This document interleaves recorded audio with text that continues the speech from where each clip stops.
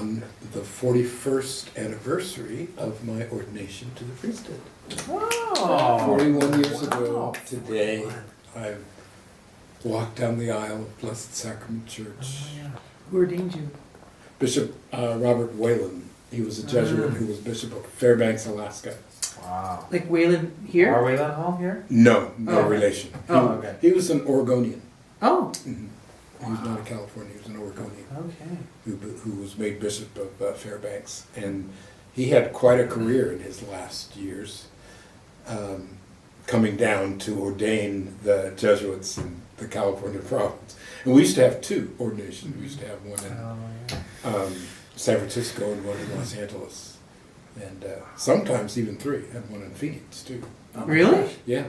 Yeah, sometimes there were three ordinations. I remember the year that Bill Muller and Mike Moynihan, Mossy, those people were ordained. There was three. Mossy. So, let me just kind of say a few little introductory words before we start tonight. David, thank you for suggesting this to me. Obviously, you know, it's been on my mind for a while about the importance of the charism of the exercises. And, you know, with everything else that we're doing and trying to do in the world, we really can't lose that, because I think the charism of the exercises in particular is very important for the church and for the world.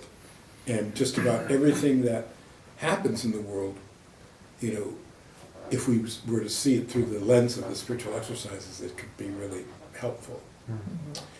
So obviously I thought a little bit about this, and this is what I came up with as a rationale for doing it. Obviously, we're going to go through the spiritual exercises and talk about the dynamics involved in it. And I don't think it's so much what we're doing is so much how to direct the exercises. It's more how to understand the exercises so that you can direct them. Because there's no one way of doing it, you know. Because part of the discernment is, where is this person? What do they need in particular? So yeah, it's not so much that we're looking at how to direct, but how to understand the exercises. And there's some things, even before we get to the exercises, that we need to understand. First of all, that the exercises are prayer.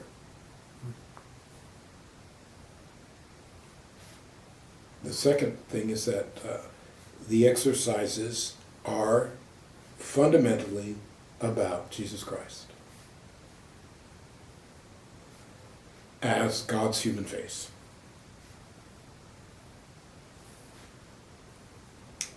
Thirdly, we have to do some study of Ignatius and his spirituality, out of which the exercises come, of course. And then lastly, just to look at a couple of ways in which the exercises can be used to enrich a person's life. So we're going to read 5 books, which I've already bought for you. You don't have to worry about that. Oh, thanks, Gordon. And you'll have, this is the first one, I want to, because we want to talk about prayer. So we'll probably have each of the, were you able to get it? Okay, good. Thank you. This is Richard. Oh, Richard Leonard. Yeah. it really is a fine book. And one of the things that why I chose this book is that it deals with the various forms of prayer and the various schools of prayer. So the Augustinian school, the Dominican school, the Franciscan school, the Benedictine school, so that you can have a sense basically of where Ignatius or Ignatian spirituality fits in this sort of panoply. Okay, so I'll talk about that a little more at the end. So, The first thing I wanted to do, though, was to kind of hear from you two questions. And Maria just finished the 19th annotation Oh, great. Great. Yeah, with the bishop. with the Holy Spirit. That's And the Holy Spirit. That's right. Father Kohlenbach used to talk about the 5 authors of the spiritual exercises, beginning with the Holy Spirit,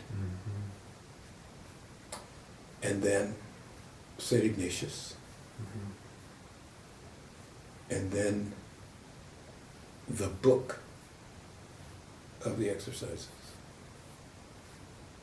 the life history of the director, and the life history of the retreatant.